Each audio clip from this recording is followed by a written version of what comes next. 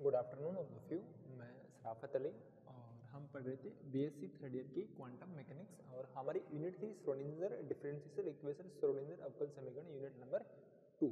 ठीक है, हम जो लास्ट क्लास में हम टॉपिक पढ़ रहे थे वो हम स्थितिज ऊर्जा वक्र में रिलेटेड जो समस्याएं आती हैं वो हम अध्ययन कर रहे थे। हमने एक विमीय के अंतर्गत कण की गति का अध्ययन किया था और त्रिविमीय कर लिया था और हमारा जो टॉपिक चल रहा था वो था विभव सीडी पोटेंशियल स्टेप।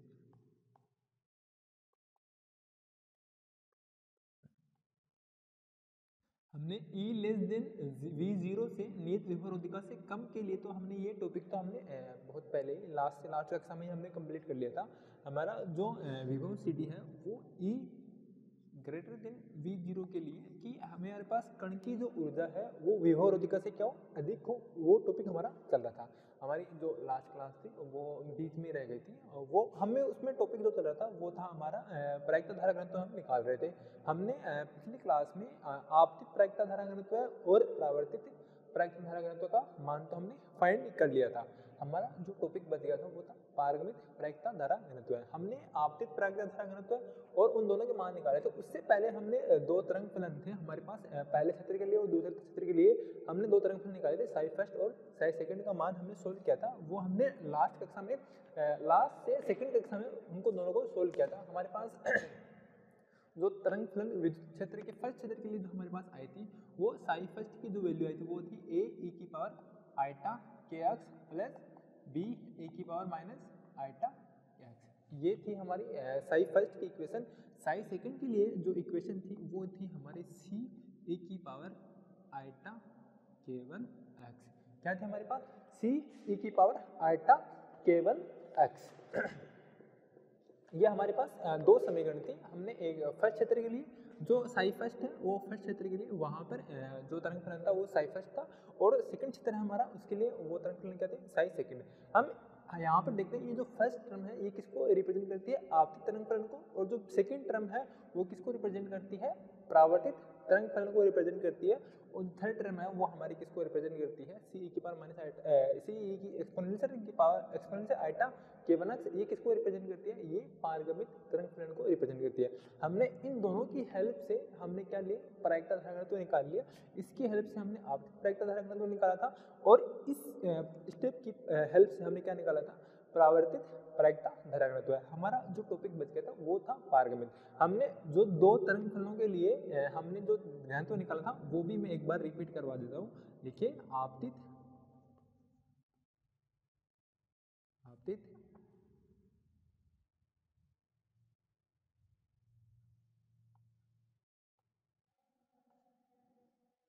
प्रायिकता धारा घनत्व, इसको हम एस इंसिडेंट या जे इंसिडेंट से रिप्रेजेंट करते हैं। इसकी जो वैल्यू आई थी वो आई थी हमारे पास मोड ए स्क्वायर वी आई थी। क्या आई थी? मोड ए स्क्वायर वी आई थी। ठीक है, और जो हमारा परावर्तित प्रायिकता धारा घनत्व था सेकंड जो हमारा टॉपिक था परावर्तित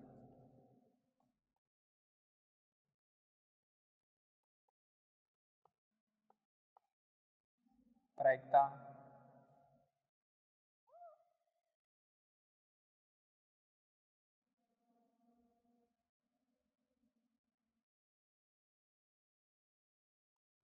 धारा घनत्व है वो था, हम उसको आर रिफ्लेक्टेड से डिनोट करते हैं एस आर या जे आर। उसकी जो वैल्यू आई थी हमारे पास वो आई थी माइनस का मोड बी स्क्वायर वी आई थी। ठीक है, ये दो तो हमारे पास कंप्लीट हो चुके थे। हमने ये फर्स्ट स्टेप और सेकंड स्टेप से ये आपतित तरंग फलन, ये परावर्तित तरंग फलन, और ये अब हमारा बचता है पारगमित तरंग फलन। हम पारगमित तरंग फलन की सहायता से हम क्या निकालेंगे? पारगमित प्रायिकता धारा घनत्व का मान हम फाइंड करेंगे। तो टॉपिक की हेडिंग लगाइए परावर्तित प्रायिकता धारा घनत्व।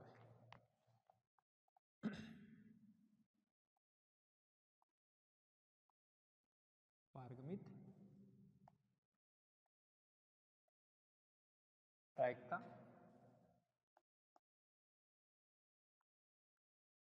धारा। अब पारगमित धारा घनत्व के लिए हम क्या लेंगे? यूनिट लेंगे। हम पारगमन फलन लेंगे। हम जानते हैं कि प्रायिकता धारा घनत्व क्या होता है, हम जानते हैं कि क्या होता है प्रायिकता धारा घनत्व, बहुत बार ही रिपीट हो चुका है ये प्रायिकता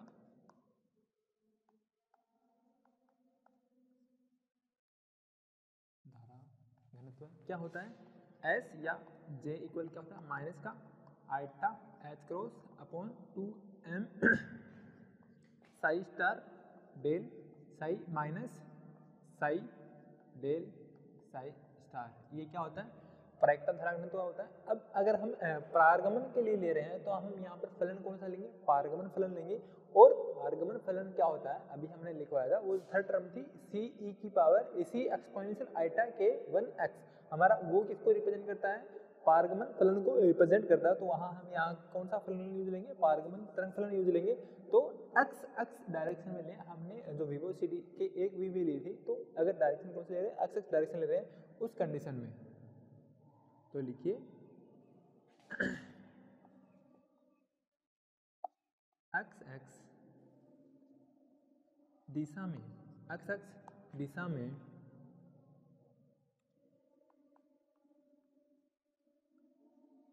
पारगमन तरंग फलन के लिए, तरंग फलन के लिए पारगमित प्रायिकता धारा घनत्व है। हमने आपतित को इंसिडेंट आई से डिनोट किया था, परावर्तित को रिफ्लेक्टेड आर से डिनोट किया था, और जो पारगमन होता है उसको इंग्लिश में बोलते हैं ट्रांसमिटेड, क्या बोलते हैं ट्रांसमिटेड, उसके टी से हम इसको डिनोट करेंगे। तो मैं इसको एस टी या जे टी से डिनोट करूंगा, माइनस का iota H cross upon 2m psi की जगह क्या आएगा, तरंग फलन क्या आएगा हमारे पास, साई ट्रांसमिटेड क्या आएगा, पारगमित जो तरंग फलन वो आएगा, उसका संयुग्मी कंजुगेट डेल साई है। अगर डेल की वैल्यू क्या होती है, अवकलज संकारक है ये, इसकी वैल्यू क्या होती है I cap upon del del X plus J cap del upon del Y plus का K cap del upon del Z. लेकिन हम क्या ले रहे हैं, सिर्फ एक्स डायरेक्शन ले रहे हैं, तो वाई और जेड यहाँ पर हम नहीं लेंगे, क्या लेंगे, नहीं लेंगे, सिर्फ क्या लेंगे डेल अपॉन डेल एक्स लेंगे। तो डेल अपॉन डेल एक्स, साथ में हमारे पास तरंग फलन कौन सा ट्रांसमिटेड, फिर माइनस यहाँ पे फिर वापस ट्रांसमिटेड, और डेल की जगह डेल अपॉन डेल एक्स, और ये साई ट्रांसमिटेड का कॉन्जुगेट संयुग्म। ये हमारे पास क्या आ गया, हमारे पास आ गया पारगमित प्रायिकता धारा घनत्व है। अब हमें ये तो पता है कि इसका साइन ट्रांसमिटेड क्या होता है, ठीक है, क्योंकि वी नो दैट, हम जानते हैं कि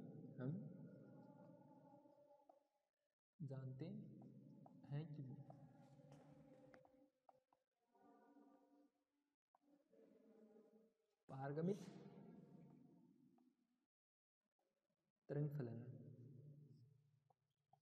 साई टी बराबर क्या होता है, सी ई की पावर आइटा k1 x, क्या होता है सी ई की पावर आइटा k1 x, और इसका कॉन्जुगेट क्या होगा, अतः साई ट्रांसमिटेड या इसका संयुग्मी क्या होगा, सी का तो सी स्टार हो जाएगा, ई की पावर आइटा क्या होगा, ई की पावर माइनस का आइटा k1 x। आई का कॉन्जुगेट क्या होता है, आइटा कॉन्जुगेट क्या होता है, सम्मिश्र संख्या इमेजिनरी पार्ट का कॉन्जुगेट क्या होता है, माइनस का आई हो जाएगा। अब ये वैल्यू हम यहाँ पे रखेंगे, ठीक है, तो अतः एस टी या जे टी इक्वल क्या आएगा, माइनस का iota H cross upon 2 psi star की वैल्यू, ये क्या होगी संयुग्मी कॉन्जुगेट की वैल्यू क्या है, सी स्टार ई की पावर माइनस का आइटा k1 x इंटू हमारे पास क्या है ट्रांसमिटेड का अवकलन, इसका अवकलन करेंगे, सी तो कांस्टेंट है, सी का तो अवकलन होगा नहीं, किसका होगा, ई की पावर आइटा k1 x का, ई की पावर आइटा k1 x का अवकलन क्या होगा, ई की पावर आइटा k1 x, और आइटा k1 x का जब अवकलन करेंगे तो हमारे पास जो अवकलन आएगा वो आएगा आइटा k1, क्या आएगा आइटा k1 आएगा, फिर माइनस हमें कौन सी तरफ रखना, साइन ट्रांसमिटेड सी ई की पावर आइटा k1 x, ये हमारे पास साई टी था, हमने रख दिया, फिर क्या ट्रांसमिटेड जो तरंग फलन है उसका कॉन्जुगेट का क्या अवकलन है, हमारे पास इस समीकरण का अवकलन करना है। सी स्टार का तो अवकलन होगा नहीं, कांस्टेंट, बाकी बचा ये पार्ट, इसका अवकलन करेंगे यही आएगा e की पावर माइनस का आइटा k1 x, लेकिन जब माइनस आइटा k1 x करेंगे वो कितना आएगा माइनस का आइटा k1, ये इसका अवकलन आएगा। ये हमारे पास इतनी समीकरण आएगी। अब देखिए एक्सपोनेंशियल की एक्सपोनेंशियल ये है, दोनों पावर ऐड हो जाएंगी तो एक्सपोनेंशियल कितना हो जाएगा 0 हो जाएगा। ये एक्सपोनेंशियल ये और ये पॉजिटिव नेगेटिव 0 हो जाएगा। अगर लोग की पर्सपेक्टिव में देखें, लोग a प्लस लोग b क्या होता है, लोग a इंटू बी, लोग a प्लस b, लोग a प्लस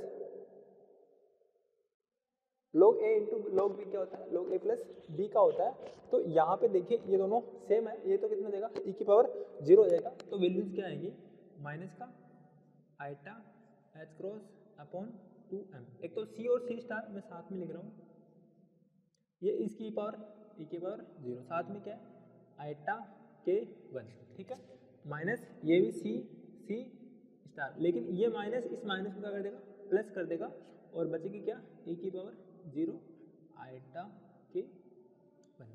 और हम जानते हैं कि c स्टार क्या होगा मोड c का स्क्वायर, तो वैल्यूज क्या आएगी माइनस का iota h cross upon 2m, ये वैल्यूज क्या आएगी मोड c का स्क्वायर e की पावर 0 की वैल्यू 1 आइटा k1 प्लस ये भी क्या आएगा मोड c का स्क्वायर e की पावर 0 की वैल्यू 1 और आइटा k1, दोनों क्या है सेम है, ऐड हो जाएगी।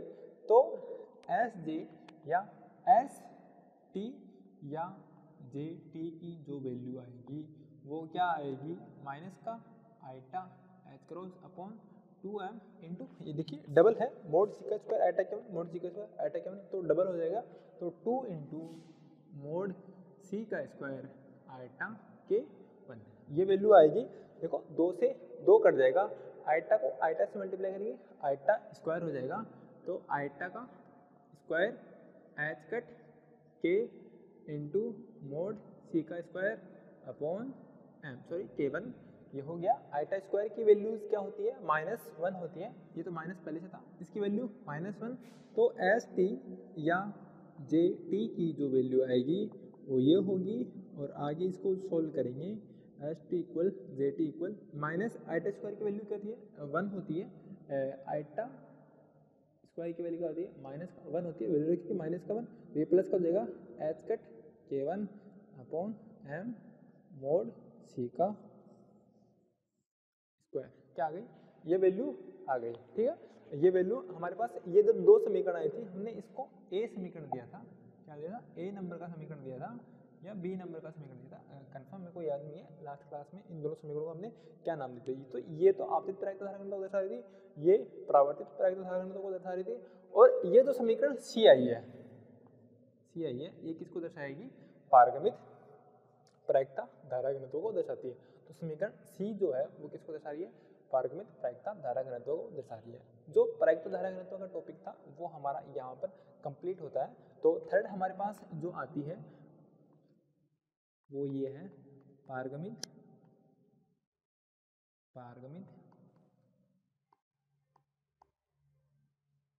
प्रायिकता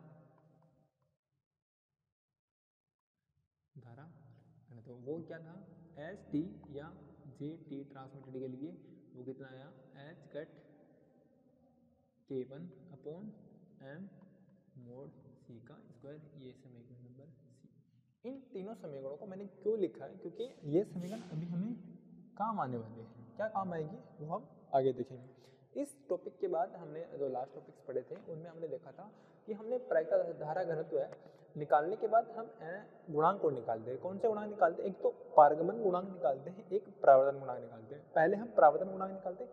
परावर्तन गुणांक क्या होता है, जो परावर्तित प्रायिकता धारा घनत्व है और आपतित प्रायिकता धारा घनत्व है, ये घनत्व है परावर्तित प्रायिकता धारा घनत्व है और आपतित प्रायिकता धारा घनत्व है, इन दोनों के अनुपात का जो मापांक होता है मॉडुलस होता है वो क्या कहलाता है परावर्तन गुणांक कहलाता है। क्या कहलाता है परावर्तन गुणांक कहलाता है। हम सीधा बोल सकते हैं बी और ए का रेशियो का क्या बोले अनुपात का मापांक क्या कहलाएगा हमारे पास परावर्तन गुणांक कहलाएगा।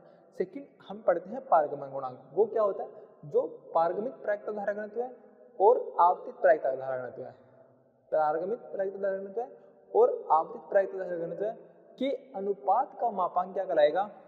परावर्तन गुणांक कहलाएगा। हमने दोनों चीज फाइंड करनी है। जब हम इमेजिनरी पार्ट जो हमारे पास वेव फंक्शन है उसके दोनों चीज पार्ट फाइंड कर लेंगे तो हम उस कण के पाए जाने की प्रायिकता भी हम फाइंड कर लेंगे तरंग फलन के लिए, ठीक है, वो प्रोबेबिलिटी हम निकालेंगे। तो सबसे पहले हम क्या फाइंड करेंगे? हम करेंगे परावर्तन गुणांक, ठीक है, या हम बोल सकते हैं परावर्तित गुणांक। तो नेक्स्ट पॉइंट लगाइए, हेडिंग लगाइए परावर्तन गुणांक या पारगमन परावर्तित गुणांक। पारगमित प्रायिकता धारणा का मान हमने निकाल लिया, वो क्या है? H cross K1 upon M और C का स्क्वायर। ये समीकरण C हमने तीनों को लिख लिया, तीनों हमारे पास काम आने वाली है। तो यहाँ पे प्रायिकता धारा घनत्व का टॉपिक होता है कंप्लीट। अब हम निकालेंगे गुणांक, फैक्टर्स की वैल्यूज निकालेंगे।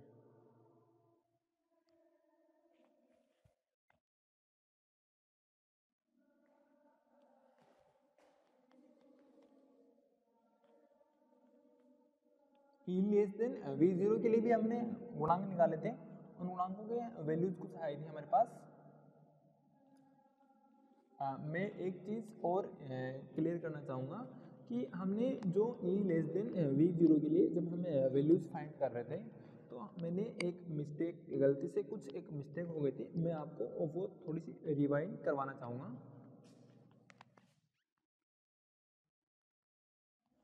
हमारे पास एक परावर्तन गुणांक था, उसकी वैल्यूज हमारे पास कुछ इस प्रकार आई थी। R बराबर mod K minus eta K1 upon K plus eta K1 और इसका मोड का स्क्वायर था। ये वैल्यूज आई थी। फिर मैंने क्या किया था, इनका अंडरूट निकाल के इसका वर्ग कर दिया था, तो वहाँ एक मिस्टेक्स हो गई थी। अब देखिए ये इमेजिनरी पार्ट है, ठीक है, इसके साथ क्या इमेजिनरी पार्ट है। जब हम इमेजिनरी पार्ट को सोल्व करते हैं, अगर हमारे पास डिनोमिनेटर में इमेजिनरी पार्ट होता है तो हम क्या करते हैं, उसके कंजुगेट या उसके सहयोगी से क्या करते हैं, उसको मल्टीप्लाई करते हैं। तो अब हमारा पास क्या रहता है, वो डिनोमिनेटर से हट जाता है, ठीक है, वहाँ इसे सोल्व करते हैं। लेकिन हमारे पास यहाँ तो अंश और हर दोनों में ही इमेजिनरी पार्ट है, तो इसको सोल्व करने के लिए इस पूरे टर्म का इसको कंजुगेट से मल्टीप्लाई करेंगे। किसके? इस पूरे टर्म को क्या करेंगे, इसके कंजुगेट से मल्टीप्लाई करेंगे। ये मोड का स्क्वायर है, अगर हम इसको इसके कंजुगेट से मल्टीप्लाई कर दें तो वो क्या हो जाएगा, इसका स्क्वायर हो जाएगा। तो हम इसको ऐसे सोल्व करते हैं, अगर k minus eta K1 upon K plus eta K1 है, अगर इसको इसके ही कॉन्जुगेट से मल्टीप्लाई कर दें, इसका ऊपर वाले का कॉन्जुगेट क्या होगा, K प्लस आइटा K1 और नीचे वाले का क्या होगा, K माइनस आइटा K1, इस मोड का स्क्वायर। अगर इस कंडीशन, ये स्क्वायर नहीं होगा, स्क्वायर तो हट गया ना, हमने डबल दोनों को मल्टीप्लाई कर दिया, एक को इसके कॉन्जुगेट से मल्टीप्लाई कर दिया। अगर हम देखते हैं कि हमने कहीं पढ़ा होगा कि अगर हमारे पास ये समीकरण होते हैं 2 प्लस 2 अपॉन 2 प्लस 3 आइटा है, अगर हम देखें कि नीचे वाले टर्म में हमारे पास क्या आइटा है, तो हम क्या करते हैं, इसके कॉन्जुगेट से मल्टीप्लाई करते हैं, इसके सहयोगी से मल्टीप्लाई करते हैं, वो क्या होता है 2 माइनस 3 आइटा और 2 माइनस 3 आइटा, और नीचे वाला सहयोगी से मल्टीप्लाई करने के बाद ये हट जाता है, आइटा ऊपर चला जाता है। इसी प्रकार जब अगर डिनोमिनेटर और न्यूमरेटर दोनों में क्या हो, इमेजिनरी पार्ट हो, तब हम उसको पूरे के कॉन्जुगेट से हम उसको मल्टीप्लाई करते हैं। यहाँ पर मल्टीप्लाई करेंगे तब हमारे पास क्या आएगा, a माइनस बी और a प्लस बी। उस फॉर्मूले से देखेंगे तो a square minus b square, तो k का square minus eta upon eta K1 का स्क्वायर अपॉन क्या आएगा, k का स्क्वायर माइनस आइटा K1 का स्क्वायर। वैल्यूज क्या आएगी, k का स्क्वायर आइटा स्क्वायर की वैल्यू क्या आएगी, माइनस का वन होती है, ये माइनस माइनस प्लस K1 का स्क्वायर बचेगा, नीचे भी क्या आएगा k स्क्वायर प्लस K1 का स्क्वायर, दोनों कट जाएंगे, वैल्यूज क्या आएगी, एक आएगी। तो उस टॉपिक में ये थोड़ा सा क्लियर कर लेना, r की वैल्यूज क्या आएगी, ऐसे इस प्रकार एक आएगी, ठीक है। थोड़ी सी मिस्टेक हो गई थी, वो हमने जब परावर्तन गुणांक निकाल रहे थे तो मैंने यहाँ से कुछ सिंपल करके कुछ और तरीके से कर दिया था, वो शायद लॉजिक गलत था। ये अपना ठीक है, ये मेथड ठीक है, हम उसके कॉन्जुगेट से मल्टीप्लाई करते हैं। इमेजिनरी पार्ट अगर रियल पार्ट हो तो ठीक है, कोई दिक्कत नहीं है। इमेजिनरी पार्ट ऐसा हो कि अंश और हर दोनों में हो, तब हम उसके पूरे के कॉन्जुगेट से मल्टीप्लाई करते हैं। इस पूरे का कॉन्जुगेट लेंगे, देखो k का तो होगा नहीं, माइनस आइटा का कॉन्जुगेट क्या होगा, प्लस का आइटा, नीचे वाले प्लस आइटा का क्या हो जाएगा, माइनस का आइटा, इसको हम इससे मल्टीप्लाई कर देंगे और हमारे पास वैल्यूज क्या आएगी, परावर्तन गुणांक की वैल्यू क्या आएगी, एक आएगी। हमने उस टॉपिक में थोड़ी ये मिस्टेक कर दी थी, तो ये सुधार लें, ठीक है। हम परावर्तन गुणांक ही निकाल रहे थे, अभी भी हम क्या निकाल रहे थे, परावर्तन गुणांक का मान ही निकालेंगे। वहां पर ये क्या था, ये था, ठीक है। इसके लिए माफ़ी। अभी आप इसका करेक्शन कर लेना, उस टाइम पे सही से एक्सप्लेन नहीं कर पाया था।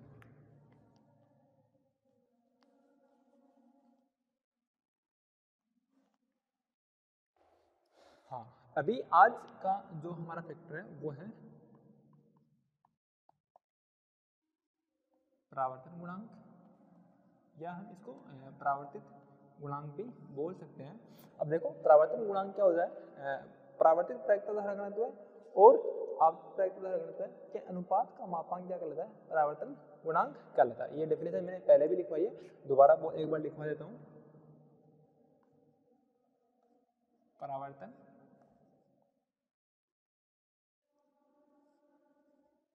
प्रायिकता धारा घनत्व तथा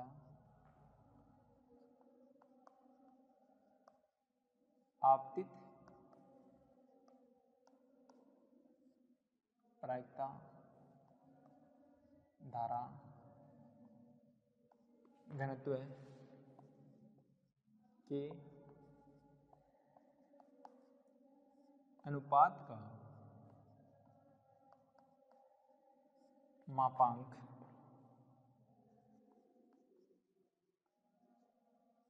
परावर्तन गुणांक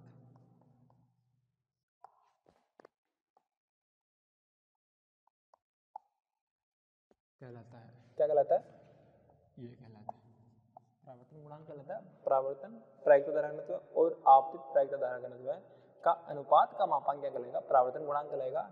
इसे हम किससे डिनोट करते हैं, परावर्तन को क्या बोलते हैं, रिफ्लेक्टेड बोलते हैं, तो इसे हम रिफ्लेक्शन बोलते हैं ना परावर्तन को, तो इसे हम R से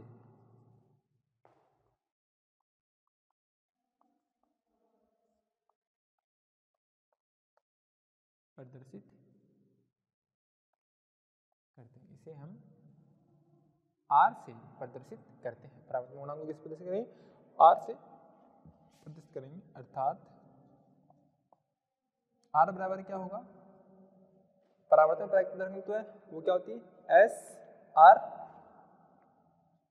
अपॉन आपतित प्रायिकता धारा घनत्व क्या होगी, S I, इन दोनों का अनुपात और इसका मापांक, या हम इसको JR अपॉन JI के अनुपात का मापांक, ये क्या कहलाएगा, परावर्तन गुणांक कहलाएगा। क्या कहलाएगा, परावर्तन गुणांक कहलाएगा। ये वैल्यू रखेंगे हम समीकरण B व A से, समीकरण B व A से मान रखने पर R बराबर क्या आएगा, मोड के अंदर मोड B का square V upon mode A का स्क्वायर V का मापांक, V से V कट जाएगा, बचेगा क्या, B अपॉन A। R बराबर B अपॉन A, मोड का स्क्वायर बचेगा, तो मैं इसको साथ में लिख रहा हूँ यार, और हमें वैल्यू किसी चाहिए, B अपॉन A की वैल्यू चाहिए। अब देखो हमने उससे पहले एक इक्वेशन निकाली थी, B अपॉन C और A अपॉन C की वैल्यू निकाली थी। मेरे को इक्वेशन तो याद नहीं है, B अपॉन C और A अपॉन C की वैल्यू निकाली थी। इसकी वैल्यू तो शायद 1/2 1 प्लस K1 अपॉन K आई थी, और इसकी वैल्यू हमारे पास 1/2 1 माइनस K1 अपॉन K, ये शायद दो वैल्यू थी हमारी, 1/2 प्लस B अपॉन C और C अपॉन A की value, sorry B upon C में तो माइनस था,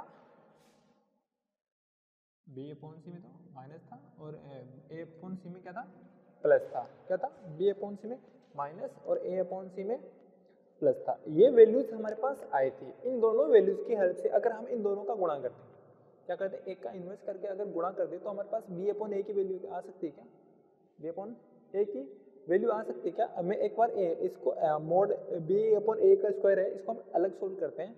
अगर हम लिखें B अपॉन A को, B अपॉन A को मैं ये लिख सकता हूँ क्या, B upon C into C upon A लिख सकता हूँ क्या।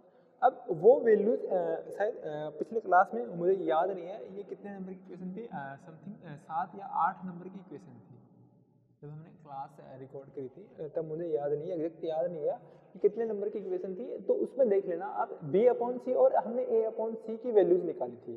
वो इक्वेशन शायद 7 या 8 या और कोई इक्वेशन का नंबर होगा। हमने b/c की जो वैल्यू है वो हम यहाँ पुट करेंगे और c/a की वैल्यू हम a/c से पुट कर सकते हैं। देखो b/c को अगर मैं सोल्व करूँ तो ये आएगा क्या, अगर k एलसीएम ले लो तो 1/2 k एलसीएम लिया क्या आएगा, k माइनस k 1 आएगा क्या, k माइनस k 1। अगर a/c है इसको मैं ये लिख सकता हूँ क्या, 1/2 k प्लस k1/k, दोनों में क्या लिया हमने, एलसीएम लिया है।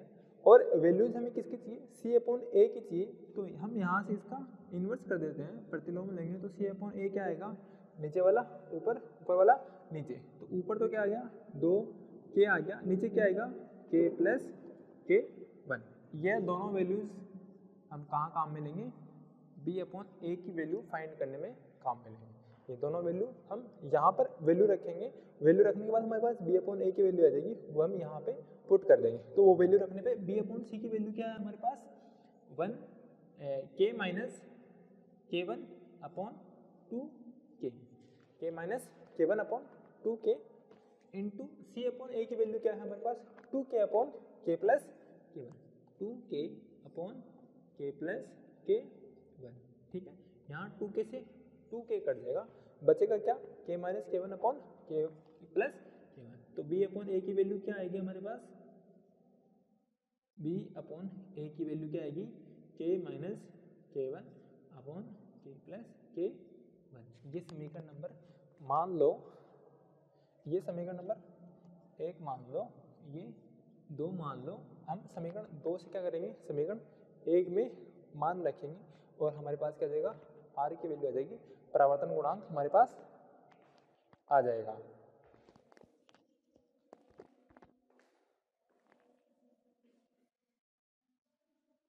तो समीकरण 2 से समीकरण 1 में मान रखने पर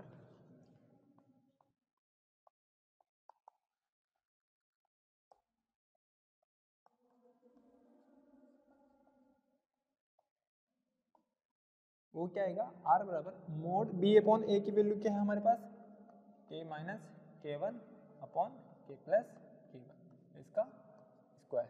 ये जो वैल्यू कहलाएगी ये क्या कहलाएगा, परावर्तन गुणांक कहलाएगा। ये क्या कहलाएगा, परावर्तन गुणांक कहलाएगा। r की वैल्यूज हमारे पास याद है। इसके बाद एक और टॉपिक है, वो है पारगमन गुणांक। परावर्तन गुणांक तो ये था हमारा, दूसरा बचता हमारा पारगमन गुणांक। लिखिए,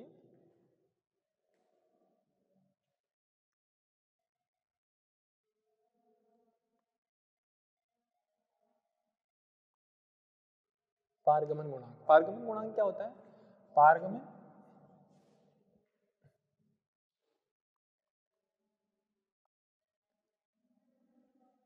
पारगमिक प्रायिकता धारक घनत्व और आपतित प्रायिकता धारक घनत्व के अनुपात का मापांक, के अनुपात का मापांक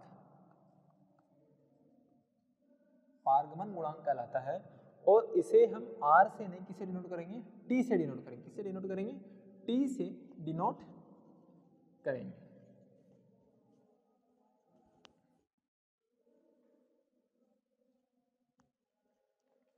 ट्रांसमिटेड, इंग्लिश में परावर्तन क्या बोलते हैं, ट्रांसमिटेड बोलते हैं, वहां से हम t ले, इसको t से डिनोट करेंगे। तो अर्थात t की जो इक्वेशन आएगी वो आएगी हमारे पास एस टी ट्रांसमिटेड प्रायिकता घनत्व और S T upon S I incident, दोनों के अनुपात का मापांक क्या कहलाएगा, ये कहलाएगा या तो इसका जे टी अपॉन जे आई। जे टी क्या है, पारगमित प्रायिकता धारक घनत्व है, और जे आई क्या है, आपतित प्रायिकता धारक घनत्व है। इन दोनों के अनुपात का मापांक क्या कहलाएगा, पारगमन गुणांक कहलाएगा। ये वैल्यूज हम कहाँ से रखेंगे, सी और ए से रखेंगे। तो समीकरण सी बाय ए से मान रखने पर, मान रखेंगे तो टी का मान हमारे पास क्या आएगा, इसका मान क्या है, h cut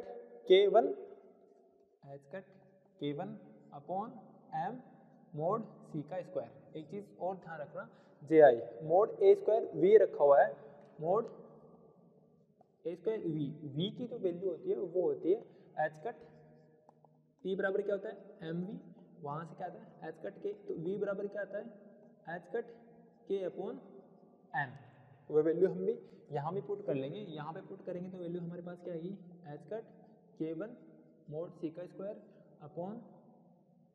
upon M mode ए का स्क्वायर, वी की वैल्यू क्या है एच कट के अपॉन एम, इसका मोड देखो एच कट से एच कट कर देगा, एम से एम कर देगा, बचेगा क्या के वन अपॉन के मोड सी का स्क्वायर अपॉन ए का स्क्वायर। वो वैल्यू क्या आएगी हमारे पास मोड के वन अपॉन के और सी वन सॉरी सी अपॉन ए का स्क्वायर, ये किसकी वैल्यू हमारे पास ट्रांसमिटेड की वैल्यू आ जाएगी।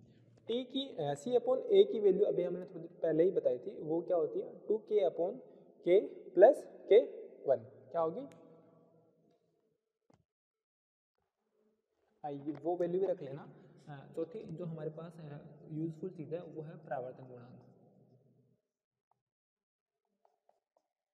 आर, उसकी वैल्यू क्या आ गई हमारे पास के माइनस के वन अपॉन के प्लस के वन के मोड का स्क्वायर। ठीक है, अब हम टी की वैल्यू निकालेंगे और हमें पता है सी अपॉन ए की जो वैल्यू होती है वो इस प्रकार होती है, हमने ए अपॉन सी की वैल्यू लिखी थी, वो हमारे पास क्या थी 1/2 1 प्लस के वन अपॉन के, यहाँ से हमने सी अपॉन ए की वैल्यू फाइंड की थी, वो हमारे पास आई थी 2k अपॉन के प्लस के वन। वो वैल्यूज हम क्या करेंगे यहाँ पे पुट करेंगे, तो अतः टी बराबर क्या आएगा के वन अपॉन के, ये वैल्यूज रखेंगे तो 2k अपॉन के प्लस के वन का मोड का स्क्वायर, स्क्वायर करेंगे तो के वन 2k का करेंगे 2 का तो 4 और के का के स्क्वायर, तो 4k स्क्वायर के वन अपॉन के प्लस के वन का स्क्वायर, ये इसकी वैल्यू आ जाएगी। ट्रांसमिटेड फैक्टर की जो वैल्यू आएगी वो क्या आएगी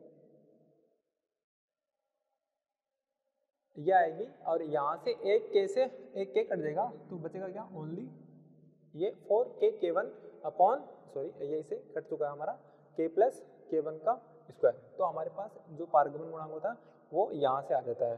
तो हमने 4-5 चीज़ें फाइंड कर ली हैं, अब हम इनका देखेंगे प्रायिकता का मान एक आता है कि नहीं आता, तो वो हम नेक्स्ट कक्षा में पढ़ेंगे।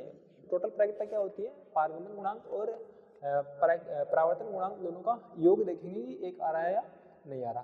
तो यहाँ तक हमारा जो टॉपिक है गुणांक का वो कंप्लीट होता है, बाकी का हम वो नेक्स्ट कक्षा में पढ़ेंगे। आज के लिए इतना ही।